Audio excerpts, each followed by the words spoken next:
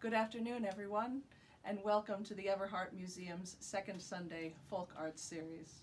My name is Kimberly Crafton, and I am the Folk and Traditional Arts Coordinator at the Everhart Museum. We are proud partners of the Pennsylvania Council on the Arts in their Folk and Traditional Arts Initiative, and we cover a 6-county region of northeastern Pennsylvania. In the Pocono Mountains, that's Wayne and Pike County. In the Valley Cities, we cover Lackawanna and Luzerne counties, and in the Endless Mountains, Susquehanna and Wyoming counties. It's an enormous geography with rivers, towns, mountains, industries, all permeating in so many different but interconnected ways. And the arts also are very different but also interconnecting. It's our pleasure this year, starting in March and going until December, to introduce to you a different artist each month on the second Sunday.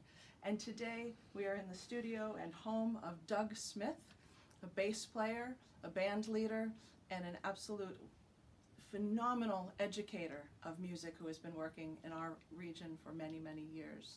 Doug, we're so happy to have you here with us today. I appreciate you inviting me. It's been a pleasure to get to see you again also after a year. We have not seen anyone for Right. a year, and it's been nice to catch up. And for Doug and I, our history together goes back many years as well, working together as artists in the school and trying to get programs coordinated for both children and adults throughout this region to introduce them to the traditional art and to the arts that he has worked so hard to preserve.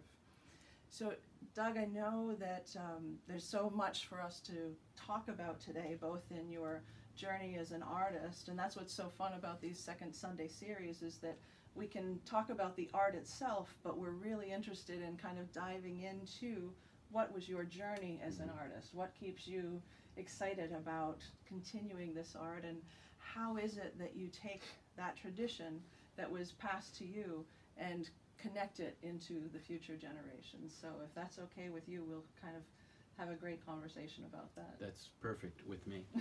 And Erica Funke would be proud of you. You're doing a great job. Oh, I hope someday to have one teacup full of the skill and compassion and magical weaving ability that she has. She's absolutely brilliant. So what I would love is to let's start with, I think, what are you thinking about now as an artist? We'll go back into time shortly, but right now as an artist who is living and working in a time when everything is shifting. Music used to be continually about being together in person. Even a recording session was together.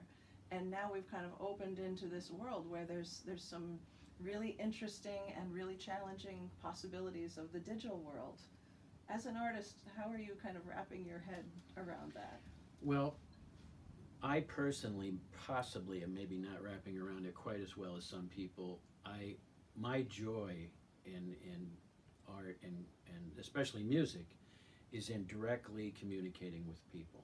You know, when you're playing in front of an audience, or even with one person, or if you're playing with other musicians, that's the magic to me, is what happens that you can't even put into words. Yeah. You know, it's just a communication that happens and a synergy that happens both with an audience and with people, with fellow musicians and artists.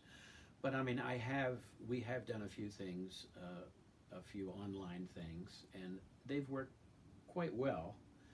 But I'm just so happy to be able to, we're finally getting back to real things, and we're going to be doing a lot of outdoor concerts this summer.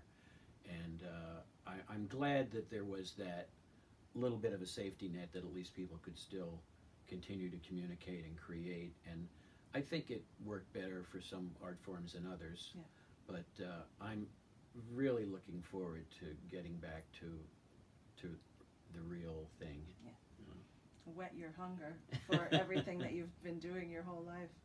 You mentioned the word we. So tell me about your role as the band leader and coordinator of, you know, who is the we and we, and what different groups are you working with right now? Well, I I actually am involved with quite a few different musical configurations, and I think we're going to have the ability to maybe do a little montage on this video to just get a quick overview of some of them. And that's been very rewarding for me. I mean, for many years, like the 90s, well, actually no, the 80s, 70s, 80s, we were playing a lot in the Pocono resorts, the honeymoon resorts that were really popular at that point.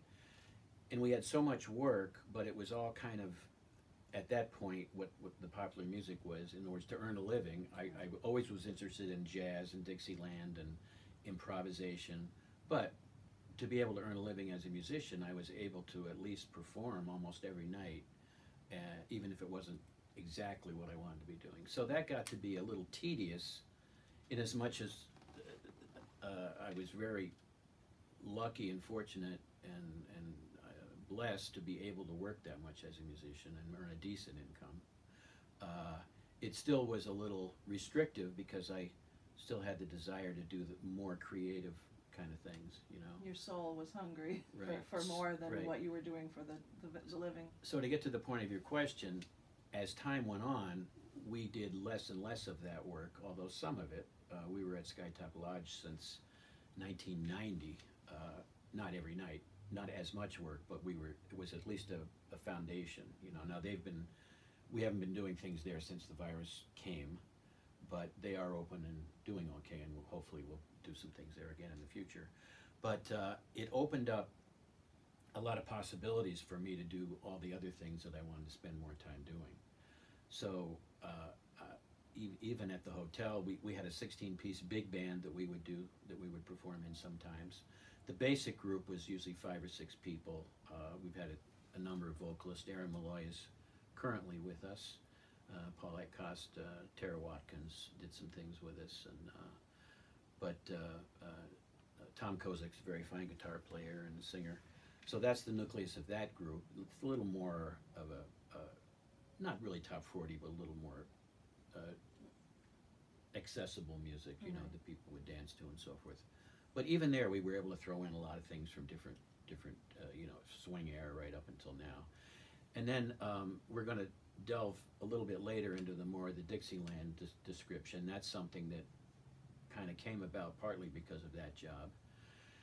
And I actually, for most of my life, was involved in totally improvised music, which is really interesting. Maybe not so much always for the audience, maybe sometimes a little more for the performers, but just sitting down with a few people that you're very comfortable and familiar with, and just actually performing, you know, just doing an improvisation, like completely nothing planned at all.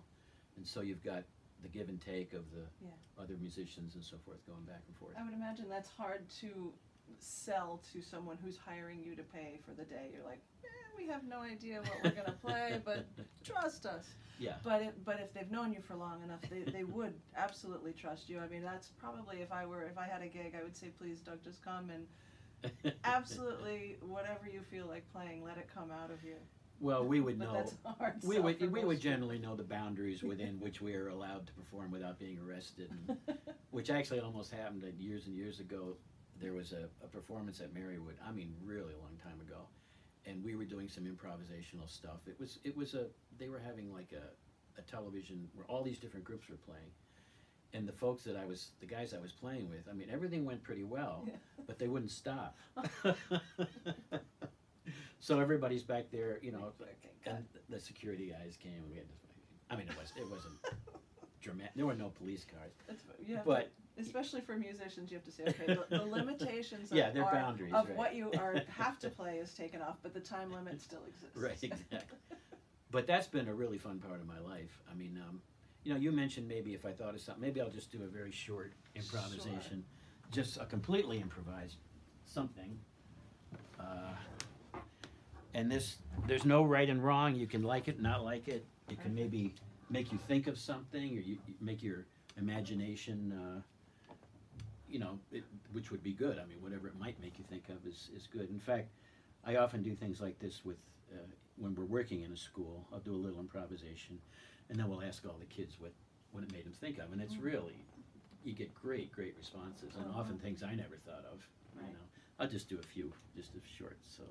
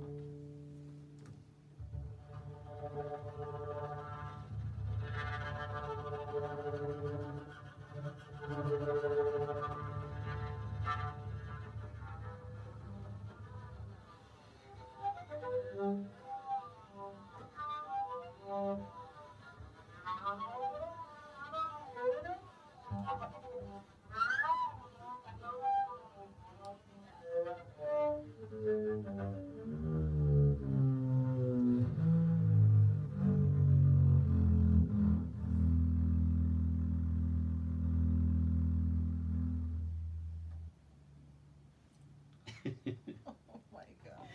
hope everybody's okay. So did that make you think of anything in particular?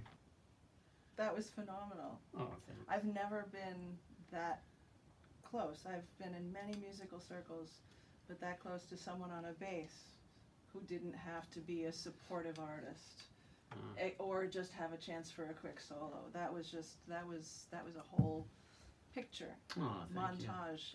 You asked where Thank you. did it take you? I was at the edge of a really rich swamp as evening was beginning to fall, and the fog was beginning to go, and you have the rushes, and this was like the unscripted conversation between especially the frogs.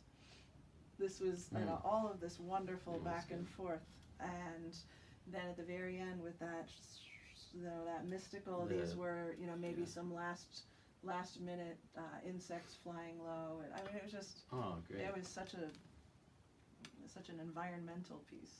I'm glad you really enjoyed it. I mean, yeah, it's not often you get to be that close to an instrument just to hear the instrument itself. Feel the vibrations of it. Yeah. That's when it's you get close enough to feel what the artist is feeling as they're playing it. That interaction of where vibration and sound are meeting. Right, and that's one of the great things about previously through the PCA I've been able to do some residencies in schools working with kids, and one of our early training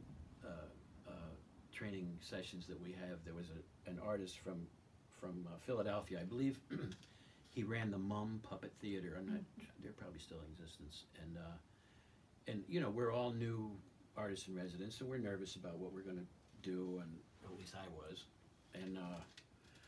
and this was an early, I forget where, I think Harrisburg they had the training, and it was something Catherine Cullen had put together, and one of the first things he said when he came out to talk to us is he said, I know you're a little apprehensive and maybe nervous about doing your residency and you want to do a good job, but he said, believe me, he said, there's no such thing as a bad residency. And we're like, well, what do you mean? He said, the fact that, and as you know, to get into that program is not easy. There's a vetting and there's a whole thing, artistic level and all, and this thing, communication level. So he said just the fact that you are a full-time artist of any, whatever your discipline is, and you're going right into a classroom, a small classroom, and working right up close to the children as you experienced then. He said that's something that you don't even have to say a whole lot. Just for them to experience that and to know that this person is a full-time artist and able to earn a living doing that, that can shift a whole, shift their mindset in a big way. Yeah. So. Well, you're building a relationship. So you have the relationship that you're building between yourself as an artist and the students, which opens their mind, as you said, to the possibility that an artist is a profession. Right. And because that's Right. not something that you hear a lot as we grow up. And secondly, you're building a relationship with the art form itself, which will nurture them for an entire lifetime once they've been opened to that. So it's a double benefit, and I think he's right. There couldn't be a bad way to go about that. You can be nervous, you can feel I could have been more brilliant, but the core of it is he's Right. absolutely correct. Yeah, it was something that really stuck with me that I often mention to people that are getting into the program and so forth. That of course you've got to have certain things in place to be quote successful, but that's the most important thing, is just bringing those artists right into the children. That's the most important part of it. Yeah. And what about you? I was fortunate enough to see a really lovely image of Doug as a young student, 20 maybe you were? Probably. At Penn State. And much as you saw him just there, and in this photo or painting by Mary Lou Chaburka behind him, bent in almost as in prayer, or just bent in this relationship with his music. And did you believe at that time that being an artist as a profession was possible? Because that's a hard thing to imagine, even though you might be studying for it as a young person. It's a hard thing to have a belief in. At that particular point in time, I was a student at Penn State, and I started out in engineering, actually.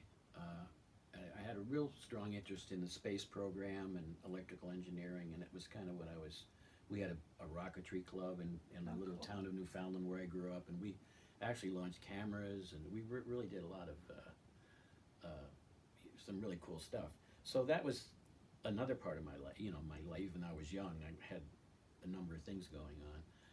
And as you said earlier when we spoke, you said often you found that creative people and artists often have their feet into different areas, which is true. So anyway, that was, my mindset was school, but I was already performing since I was in high school. We started to play out in some of the resorts, near Lake Wallenpaupack, White Beauty View, which isn't even there anymore, and places like that. So I really enjoyed that, and I was lucky to be able to do it. I knew that, but at that point in time, when I was at Penn State, I was thinking, well, I really want to do the school thing and be able to get some kind of a, possibly job with NASA or something like that. But I can always play music. Right. I'll take music into outer space. Yeah, well, it's kind of similar, yeah. Maybe could have thought about that in that piece. Yeah, that's a good description. So I at that point in my life, I thought of music as, I didn't want to lose the joy that I had of it, and I really loved it, and I knew I was lucky to be able to do it. But I had a thing in my mind that, well, if I just do music, A, can I make a living at it, and B, what if I play a whole lot and all the time and it gets to be a job, which that's how old, at that point in my life, that's how I was thinking, Drudgery is real. It's a big fear. So it was weird. I didn't want to ruin my music joy by doing it all the time, or being trapped into it and have to maybe play stuff that I hated, that's right. just to make money. So I was really vacillating, back and forth. And then eventually, unfortunately, well, whatever, either way, but I didn't really have as strong a math background as I should have. I had like third or fourth calculus course. I was just not doing that well. So I had to switch majors.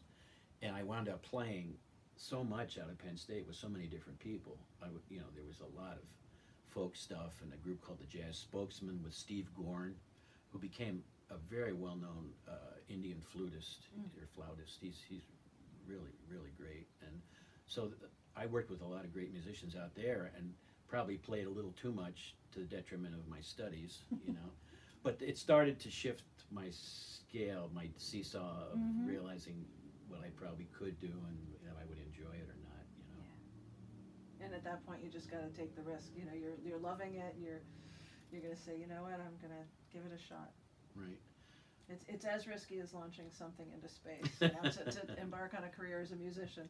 Yeah, that's a good analogy. Yeah. So I'm hearing that, you know, the people you were playing with in Penn State, and then of course the circuit throughout the Poconos, that must have put you in touch in the same circles, in working circles, then friendship circles, and then sparking creative circles with an enormous array of musicians. And is that where kind of that spark and that turn towards this more folk traditional, and your interest in Dixieland jazz and in the more traditional forms came, or how did that all come about? Well, the first part of your question is a very good question. The music opened up so many horizons for me, and I was never. I tried not to be too jaded in what I liked and didn't like musically, and I would respect other people's likes and dislikes. Because I mean, I like to play rock and roll, my electric bass, and I like to play a little bit of classical music, although it's not my forte, that's for sure. But as time went on, I really was able to reach into a lot of different circles of musicians. When after Penn State, I came back to this area, and I was working.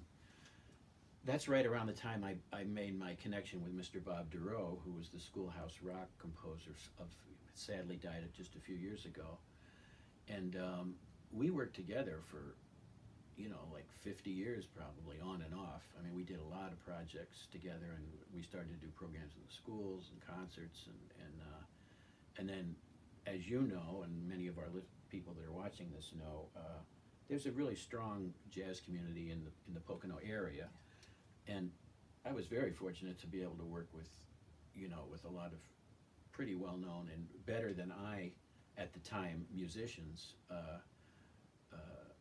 I mean, Al Cohn was there, and of course Bob that we mentioned, and a drummer named Jerry Siegel was a wonderful guy, and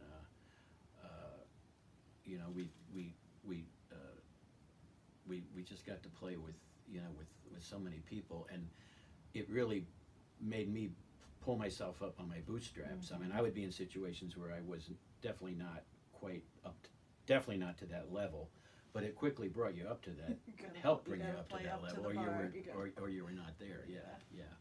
So in that way, that opened up a whole another window to me, and then just being in this area, there were some wonderful musicians that a lot of people didn't know. There's a gentleman named Art Kreinberg who taught a lot of the musicians that you're familiar with. He taught Tony Marino, a very fine bass player, and myself, and Jack Wargo, who was a very successful guitarist who's out on the West Coast now.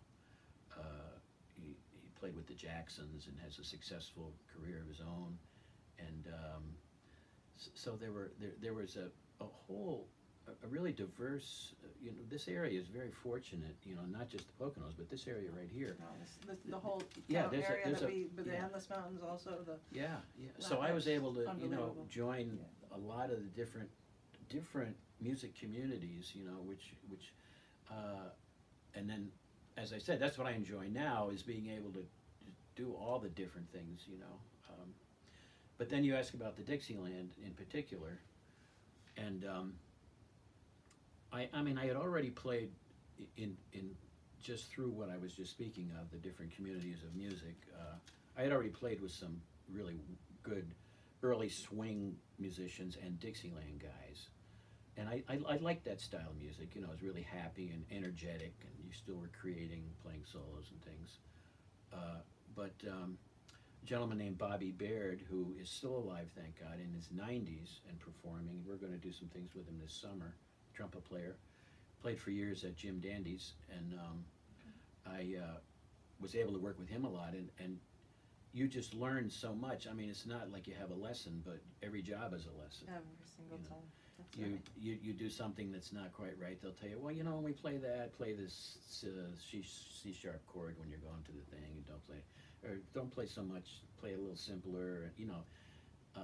And so I really have been able to, I was able to work with people that were the real Dixieland guys.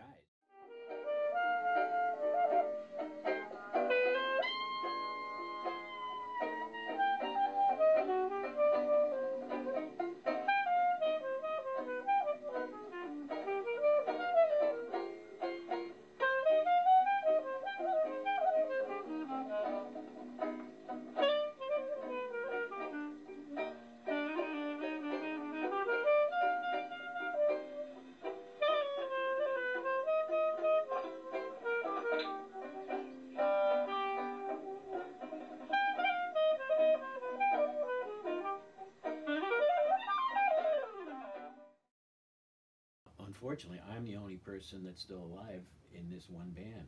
Hallie Collins was playing banjo, uh, a fine trumpet player. Louis Millard from the Poconos was playing trumpet, and Frank Casti, clarinet player from up this way. And we have a kind of a nice video from that point in time, which was like probably 1990 or something. So anyway, I did sort of have an interest in that music, just the fact that I was playing with these folks, and I could see this was living history. You know, they were really the real guys. Well, like, how good that you recognize that, because you did come into an astonishing period of time where they were all concentrated here, and that you recognized it for what it was, and fully immersed yourself and helped raise them up and continue them forward as well. This is the joy of this story with you. Yeah, ironically, as much as I owe almost all of my Dixieland knowledge to those musicians, they were all getting older, as was I, but there was still a 20-year difference sometimes. So now I'm able to still, you know, when I can do some Dixieland things or do things in the schools and so forth, I can bring a lot of those musicians in where they're not really up to, like, they don't want to book a job, they don't really have maybe too much, or a little festival here or there. So I'm actually able to keep their music alive, you know, the real guys that were been playing it their whole life, you know, that are that age. So that's been rewarding, you know, and they, What a way to pay it, they call it pay it forward. Or, yeah, you know, so that was that's another aspect of that you realized, you know, to keep this music, you know, this traditional music. I gradually realized it was, even though I was doing all the other kind of stuff, you know, the improv stuff and all to keep that traditional music alive and let people know its place in the musical history of you know, what happened in the past up till now. And you really delved a little bit into the study of that yourself. I mean, it was more than just a passing interest. So you weren't only studying the music style itself, you were studying the people, the actual musicians themselves, and documenting them, as you said. But you also were, you know, interested in learning yourself, and this is what we find with the genuine, really people who are interested in their field. They can't help but need to know more. They need to know more. Where did this come from? How did it evolve? What form influenced it at what point along its path? And I know you did delve into some of that. You certainly don't have, this isn't a quiz, John. No, I know, that's okay. Yeah. You know, you can go into any or all, but that's another part that I want to just recognize, that you really have studied it deeply, and what's so wonderful to be able to pass that on to children as well, so that they understand the evolution of an art form. Yeah, well, I can speak to that a little bit. I mean, as you said earlier, we don't really want to go into an exact history of Dixieland because that's accessible anywhere online and everything. But the part that you mentioned that happened to me was in playing that music and just learning it, and of course you start to hear, you know, how things started, where they started. I did do some research and would had an interest in more of the details, as you said, and it, you know, I mean, the one really cool thing about early Dixieland and early American music, really, I mean, some people say jazz is America's original art form, which it kind of is. I mean, there may be others that I'm not aware of, but that's one way that it's described. And one of the really cool things about it is that we talk about when we do programs in the schools is people from all over the world came to this country as immigrants. Some of them, unfortunately, not by choice, some of them as slaves and so forth. But they brought with them their strong cultural heritage and their music and their religion and their unique ethnicity.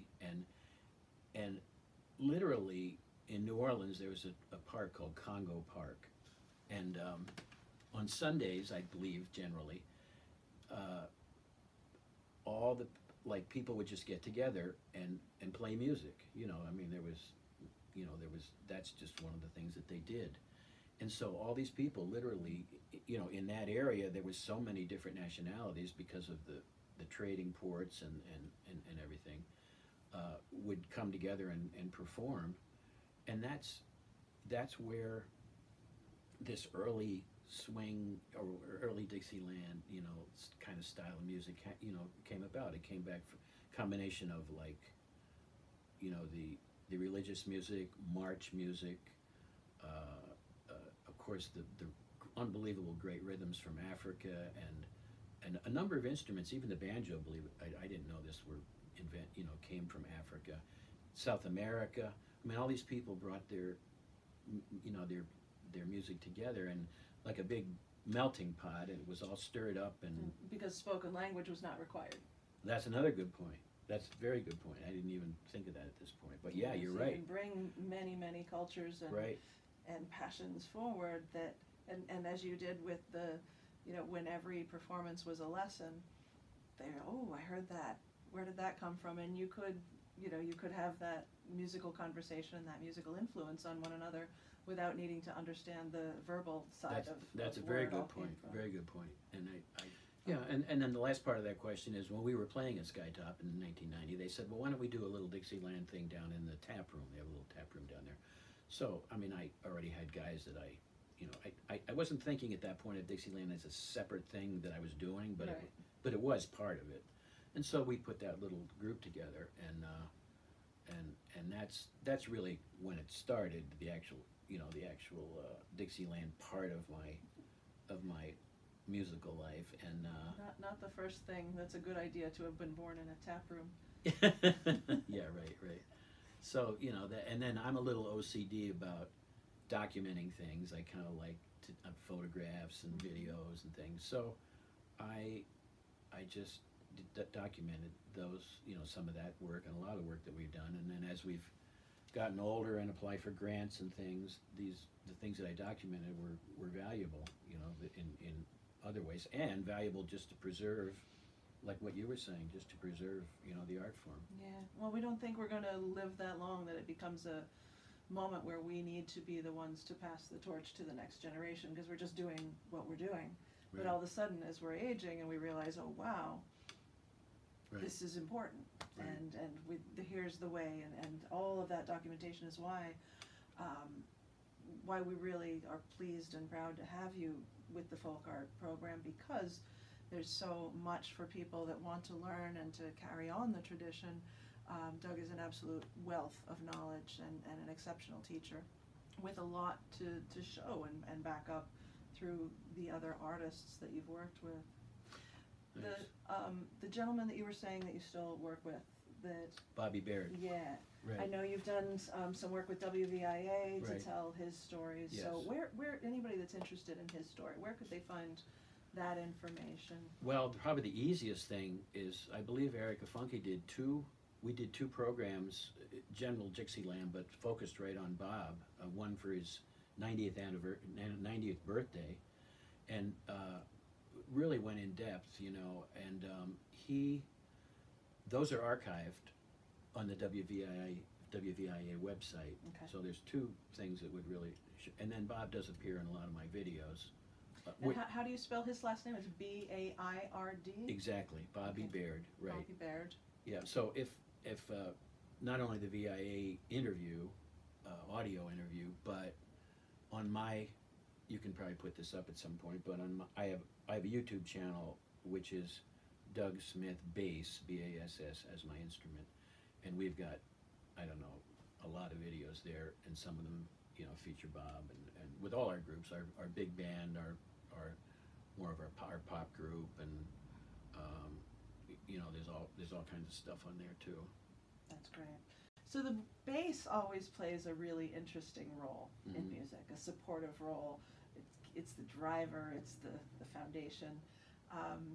Can you tell us a little bit about that, either, you know, through different styles of music, and then specifically in Dixieland jazz and in the traditional forms, you know, how does that role change at all? Well, first of all, you realize the unbelievably important part the bass plays in any in any band. Says the bass player. Well, first of all, a lot of people don't necessarily exactly know what a bass is or what, you know, but they know if it's not there. That's really the biggest thing. The quickest way for somebody to understand what the bass does is to take it away. No, that's I actually just thought of that, but I mean, that's what you were saying. That's what you were saying. Yeah. Yeah, the foundation. So it is a foundation, and even orchestrally, you know, the bass is the foundation, the cellos, but and the texture, right? I mean, to yeah, me, the fullness. yeah, Right. yeah, Yeah, the richness. Right.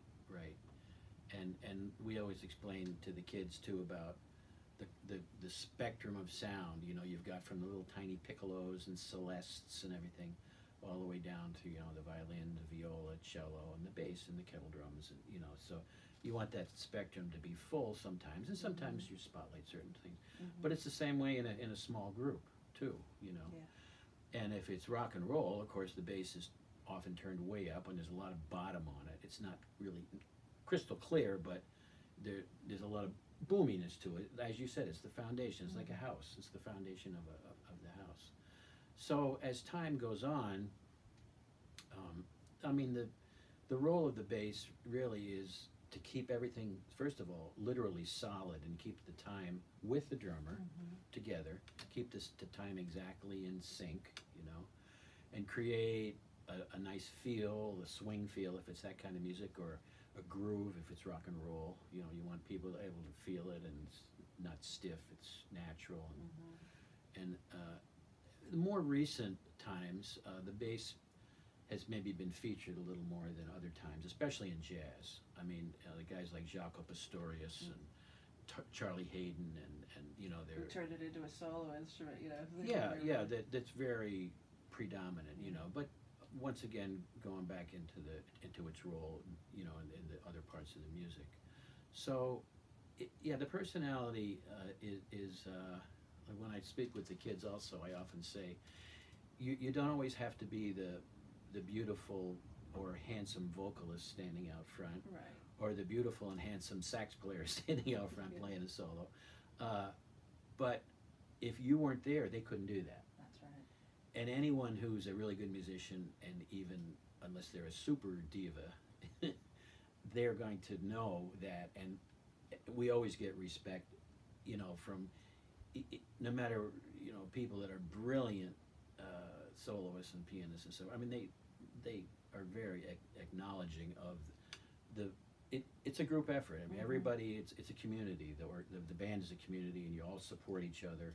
You get your turn to shine a little bit, but I take pleasure in just people being happy with the whole band, with the whole, you know, with everything. So with the part that to me, it's rewarding. I don't really need to be out front. And you mentioned earlier, as a leader,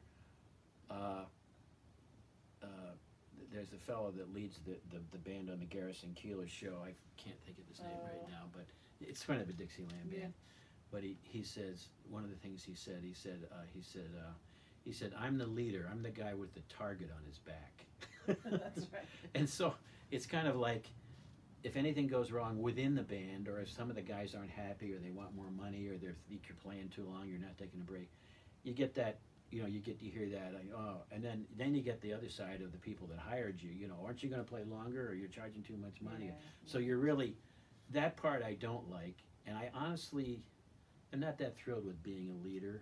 I But don't know many leaders who really enjoy I wound it. up being a leader for survival. Yeah. You know, I'm a bass player. You're the organizer. And I'm a bass that's- player, so yeah, I'm not gonna go to a cocktail bar and play Billy Joel on the bass. that's right. It's not gonna happen. That's I'm not right. gonna go play a symphony on the bass. So it was really survival, it just happened, you know, it was just, you know, like if I wanted to work, I put a group together, or Yeah. even just with a piano player and so forth. I mean, Jimmy Waltich and I, a guy from Wilkes-Barre, plays wonderful accordion and Love piano. We work a lot of duos, and so the leader part came along with, if I'm going to do this as a living, I have to do it. You know. Well, the flip side of that, the challenge of being a leader, is that you also then, when things go well, you get to hear the kudos, you get to True. see the look That's on true. somebody's face, and Yeah. you know, and you get to pass that along. So you get to be the go-between for the good, the bad, and the That's- beautiful and the ugly. Good point. Yeah, and you know, it's as I get older, I used to always think like I got to get the best flute player, I got to get the best, you know, and then I started to realize I have to get musicians that are very good, but they don't all have to be the best. What they do have to be is easy to get along with, There you go. willing to pull. Everybody's going to pull That's the dog sled together, right? And so I don't need any more pressure, Yeah. you know, from people that are That's right. idiosyncratic. You don't need the stars. You need the people who have the So- good of the group, So then and they know how you to learn there's a coalesce. balance, Yeah. right? And the balance is what's important, that the people really understand and feel, you know. So with the kids and the bass, how would you just, you know, you were telling them what the journey that they take. How would you explain that to them? Because with kids, showing is so much. Right. Well, sometimes we have the band in, which is Well, even it's a little easier. easier. But of course, most of the time I'm alone. Right. Often playing with the electric bass too, which we didn't do today. But what I just talk about, you mentioned the bass's function in different kinds of music. It's pretty much similar, but like the older early 1900s honky tonk kind of style, even a little before Dixieland, you know, it was just a very simple, almost vaudevillian, you know, like old song, just basic songs. I mean, the bass would be playing like, say it was Alexander's Ragtime Band, like da da da da da da da da. So the bass would be playing da da da da da da da da da da da da da da.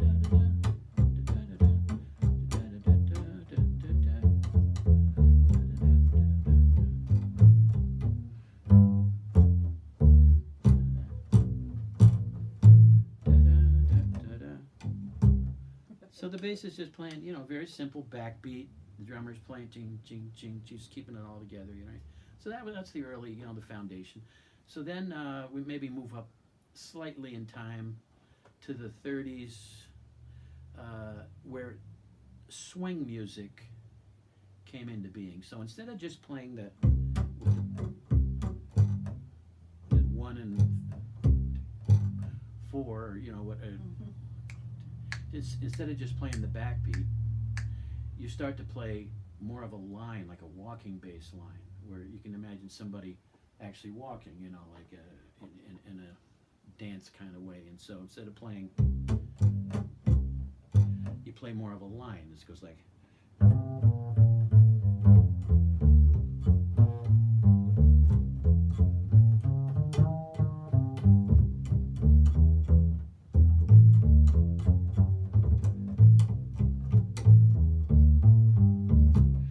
Kind of a bluesy walking bass line, and it's a swing bass line. People would swing dance to it with the big skirts and so forth. And then things moved up a little bit more. Now, the other cool thing about music is none of these things stop existing. It's not like the old Dixieland, Right. that's gone, Right. because the swing's there, no. That's right. But, and then we move up to maybe more, in the country or like a bluesy kind of a thing, you know, where there's more of a shuffle kind of feel. So it would be like.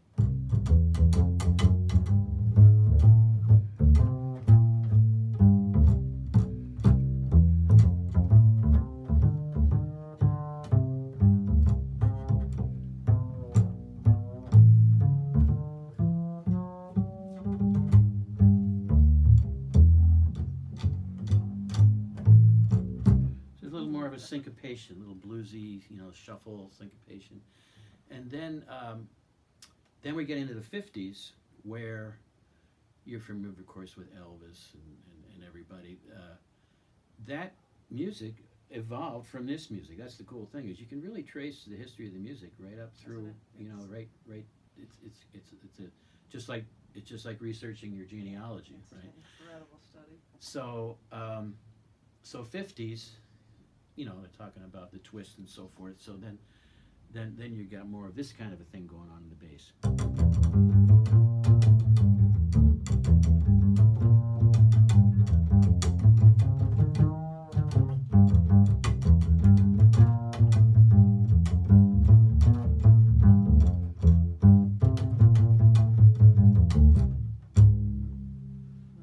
Right? I imagine it's a little hard to do an Elvis move behind a bass, you know. I mean, you just keep banging. Especially for me. You keep banging your hip up. I'm not. I'm not. I mean, I can do this, you know, but I can't really. No, I can't do that. No, not too much of a dancer. So then, you know, then you get into rock and roll, 60s, 70s, and that would be electric bass, you know. And the way the electric bass came about is, I don't know if you've seen some of the old Elvis videos. The guy had a white upright bass, and people are playing with electric guitars and loud drums, and he's like struggling, you know, He's like to working keep it, up. yeah. First of all, there's not enough volume. You're Yeah. going to get blisters. Yeah. And so for a while, they would put a mic in front of the bass, they say in the 50s. Right. But then things got so loud that Les Paul, the brilliant guitar inventor, I believe figured out the first electric bass, which is just the bottom 4 strings of a guitar, actually, for those of you that play. G, D, A, E. It's the same as, you know, just like 4/6 of a guitar. And they amplified it, and then the bass player could keep up with everybody else, you know. So then it was, you know, everybody kind of got back on the same train. So, Kept his fingers. but if you imagine electric bass, it would be like.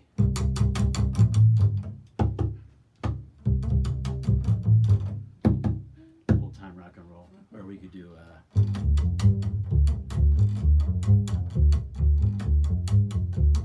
You know that one, right? Mm-hmm. Right, Billie Jean.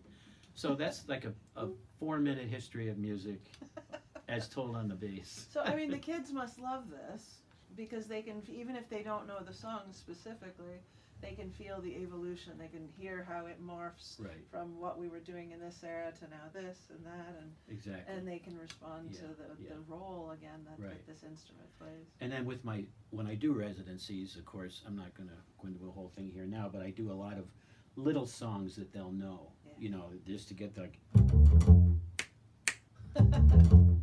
Do kids still know that song? Because that was a little while ago. That's a good point, because I often date myself, and I'll play some of those, and there's like just blank stares, Yeah. crickets, right? Yeah, you're up there like. So I have to, well, I'm not too with it yet, though. The farthest up I get is like SpongeBob, and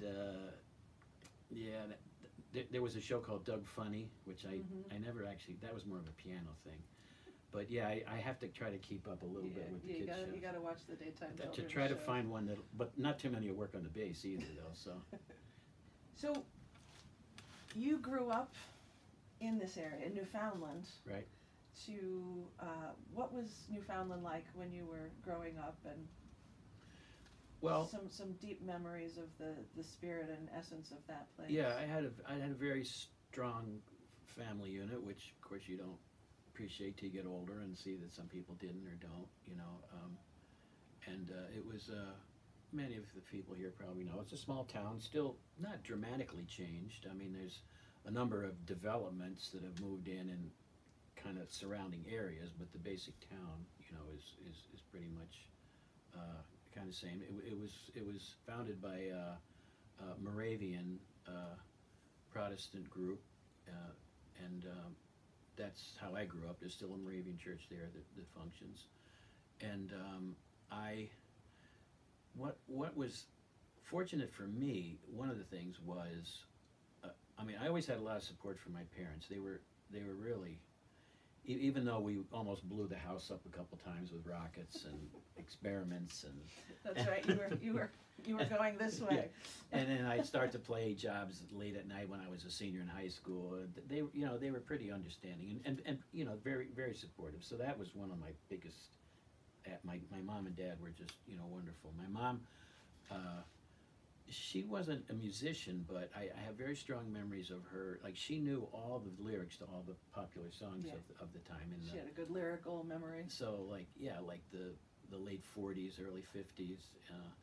Like I can remember, I was probably 2 or something. I would be sitting in the kitchen sink getting my bath, and my mom would be singing these songs to me. I remember one. I don't know if the title's right, but "Daddy's too late at the fair. He was going to buy me a blue ribbon." Da, da, da, yeah. Daddy's so long at the fair. Yeah.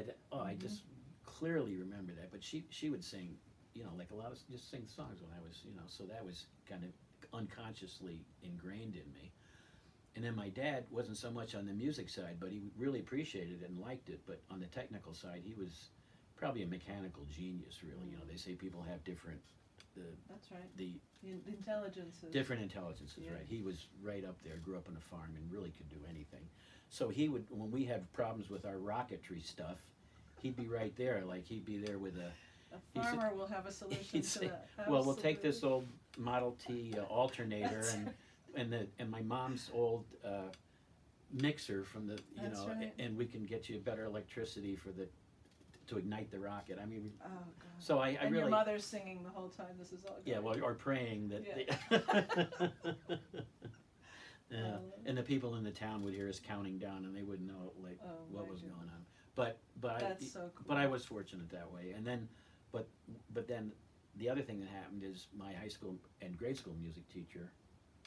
His name was Jack Strupczewski, Strupcewski. I think he was from Duryea originally, but he was a very talented jazz trombonist, as was his son, Bobby Strupczewski, who went on to had a really successful military career as a trombonist and a leader. So he and another friend of my cousin Terry Stoff and I were both trumpet. I actually grew up playing trumpet. Oh, really? Yeah. Isn't that great? The whole. Well, that's why your fingers are in such good shape for the bass. Yeah, my early years were all trumpet, and my cousin Terry and I, we'd play in the band and everything. So we, of course, playing trumpet, we're interested in trumpet players, like Maynard Ferguson and all the big bands and everything.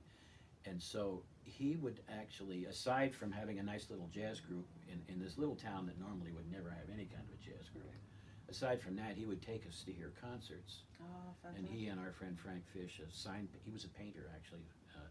We would go hear all the big bands like Stan Kenton and Woody Herman and Maynard and you're how old at this point? Well, just like. Well, I guess middle school, you would say, middle school to, I mean, so it wasn't you're separated. You're eating this up. I mean, yeah, totally and we're like, eating oh, it up. wow, yeah. I mean, and then I got to the point later on in my life where we'd like shoot rockets off during the day and then we'd go play Away Beauty in the evening. And I didn't even really think about the transition, but. Hoping you didn't blow your fingers right. off. Well, that's, that would have been a deal breaker. So even though it was a small town, I really had the gift of growing up in a wonderful small town with a great family and great parents.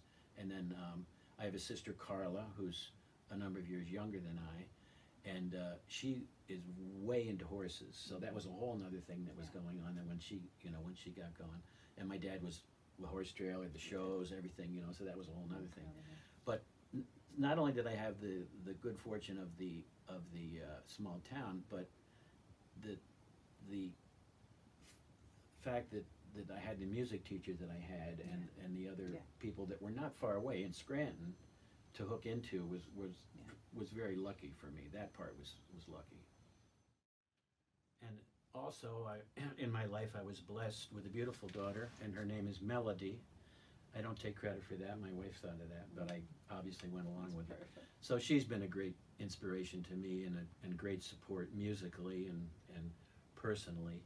She played the flute and violin in high school, and we used to get together, not so much anymore, but we'd get together and play a little trumpet and flute around Christmas time and fantastic. play some of those songs. But Christmas music probably lends perfectly Yeah, to that yeah. that duet. So she's been a great inspiration in my life too. That's fantastic.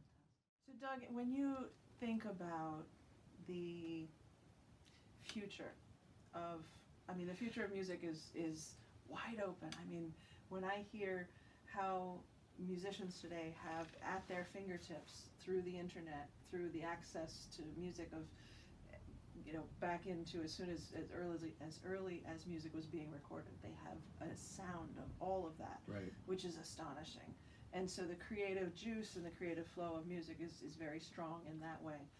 But specifically with the future of Dixieland jazz, what do you feel about it? Do you feel that it's in danger? Do you feel that it's in good health? Who are the ones that are coming next to carry it on, and how do you feel about all of that? Yeah, you would think that it might be kind of in danger. That's a good way to put it, of becoming extinct.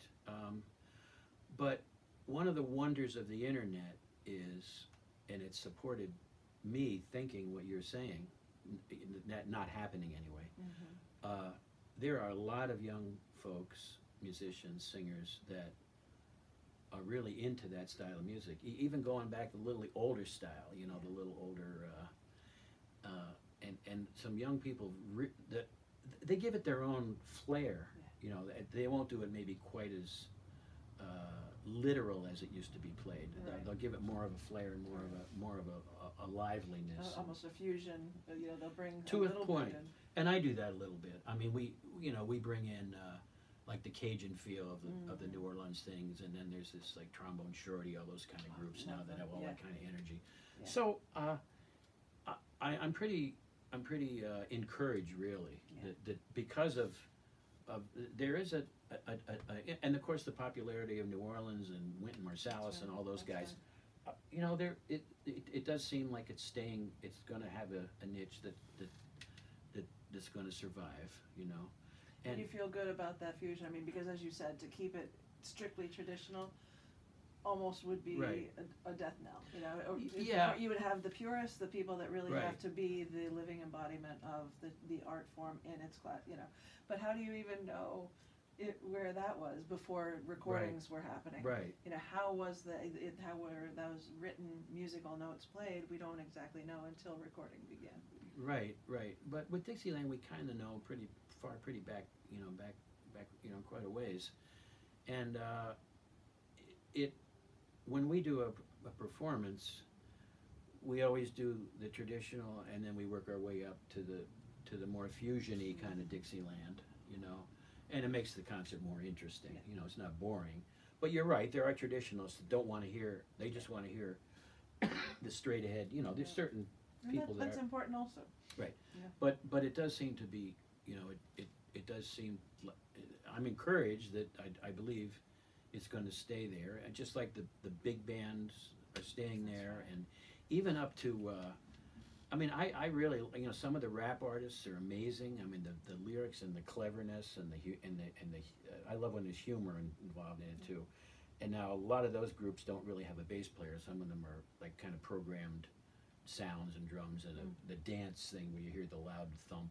You know, it's like, but it's still it's almost like poetry with a really strong rhythm thing. You know, but I really do enjoy like all kinds of music.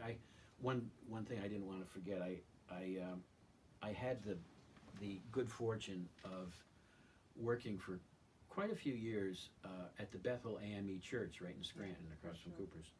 And you may know that the choral director there was a guy named Johnny Stevens, and Tara Watkins, a good friend of mine, was in that chorus and in the church choir, and he is the gentleman that's John Legend now.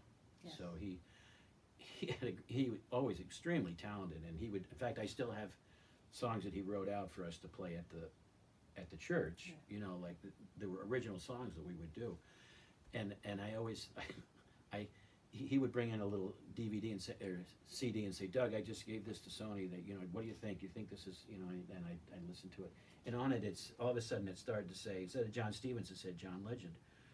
I said, John, I said, what's this John Legend? I said, that's kind of like, what is that? You know? He said, oh, that's what Sony wants to, you know, they want to call me John Legend. I said, I said, "Oh, I don't know. I think you should stick with your own name." Yeah. So fortunately, he didn't listen Yeah, to me. yeah. Thank God he didn't take No, you. thank God he didn't listen to me. Well, I think it's wonderful, and this is the joy that we have in coming to speak with you today, because Doug kind of confessed that in preparing for this conversation, he was really forced to look at how many people he has had the great fortune of working with.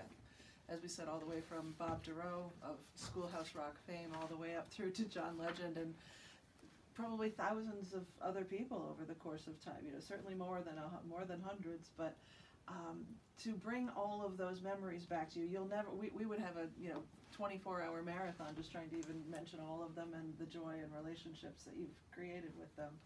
But the fact that we could help you just have that time of recollection and bringing back those memories makes me really happy. Well, it meant a lot to me to be able to kind of have a little retrospective within myself, Yeah. and I hope it inspires some younger folks or folks of any age that the importance of the arts and music in particular, and especially in these times of trying to cut the arts back in the schools and everything, how important it is to try to sustain them and keep them going.